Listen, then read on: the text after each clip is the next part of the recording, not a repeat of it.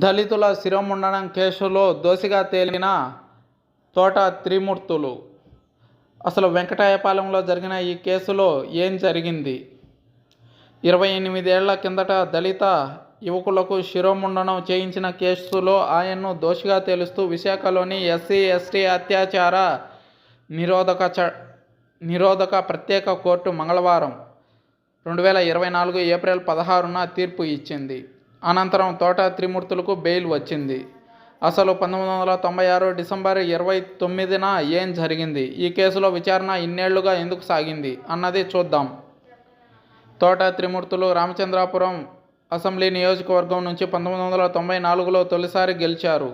96 December 29న ఆయన స్వగ్రామం Ramachandrapuram assembly నియోజకవర్గం పరిధిలోనే ఉన్న వెంకటాయపాలెంలో 5 దళిత యువకులపై దాడి జరిగింది.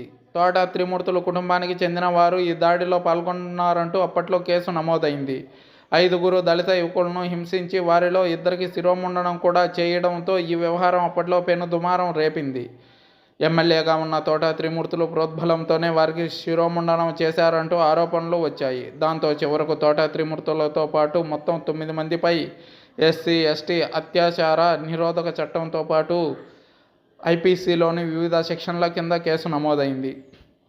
ఈ ఘటనపై అప్పటి తూర్పుగోదావరి జిల్లా ఎస్పీ ఆదిత్య త్రిపాఠి స్వయంగా విచారణ చేసిన తరువాత పిఎస్లో ఎఫ్ఐఆర్ నమోదు చేశారు. ఈ కేసులో బాధితులుగా ఉన్న కోటి చిన్నరాజు, దడాల వెంకటరత్నం అనే వారికి శిరోముండనం చేయగా చల్లపూడి పట్టాభిరామయ్య, పువ్వుల వెంకటరమణ, కనికెళ్ల గణపతి అనే మరో 3 తీవ్రంగా హింసించినట్టు పోలీసులు నిర్ధారించారు. ఎమ్మెల్యే తోట త్రిమూర్తులతో పాటు నిందితులందరినీ అరెస్టు చేయాలంటూ అప్పట్లో జిల్లా వ్యాప్తంగానూ రాష్ట్రంలోని వివిధ ప్రాంతాల్లో నిరసనలు జరిగాయి.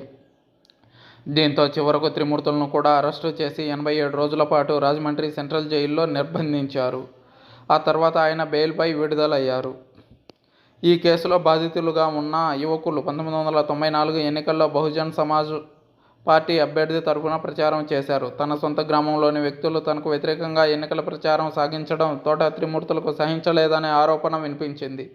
దానికి ప్రతీకారంగానే తమపై దాడి జరిగిందంటూ బాధితులు తమ ఫిర్యాదులో పేర్కొన్నారు. అయితే గ్రామంలో కాపు కులానికి చెందిన యువతులను వేధించడంతోనే వారిని పిలిచి మందలించామని, తాము ఎవరినీ హింసించలేదని నిందితులు వాదించారు.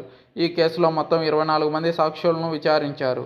వారిలో ఇప్పటికే బాధితుడు పువ్వుల వెంకటరమణ సహా 10 మంది సాక్షులు మరణించారు. ముద్దాయిల్లో కూడా తలాటం మురళీకృష్ణ అనే వ్యక్తి చనిపోయారు. ఇండిపెండెంట్గా గెలిచిన తర్వాత తోట త్రిమూర్తులు టీడీపీ అనుబంధ సభ్యుడిగా వ్యవహరించారు. తదుపరి పరిణామాలలో 1998లో అప్పటి టీడీపీ ప్రభుత్వం వెంకటాయపాలెం శిరోముండనం కేసును విచారణ నిలిపివేసింది. కేసును రద్దు చేస్తూ జీవో కూడా విడుదల చేసింది. దాంతో ఈ వ్యవహారం మీద బాధితులు, దళిత సంఘాలు, వివిధ రాజకీయ పక్షాలు ఉద్యమించాయి. తమకు న్యాయం చేయాలని కోరుతూ బాధితులు హైకోర్టును ఆశ్రయించారు. కోర్టు ఆదేశాల మేరకు 2000లో జస్టిస్ పుట్టుస్వామి కమిషన్ నియమించారు. ఆ కమిషన్ నివేదిక ఆధారంగా ఈ కేసు నుంచి కేవలం తోట త్రిమూర్తుల పేరు మాత్రమే తొలగిస్తూ ప్రభుత్వం మరో జీవో విడుదల చేసింది. దానిని కూడా బాధితులు తప్పుపట్టారు.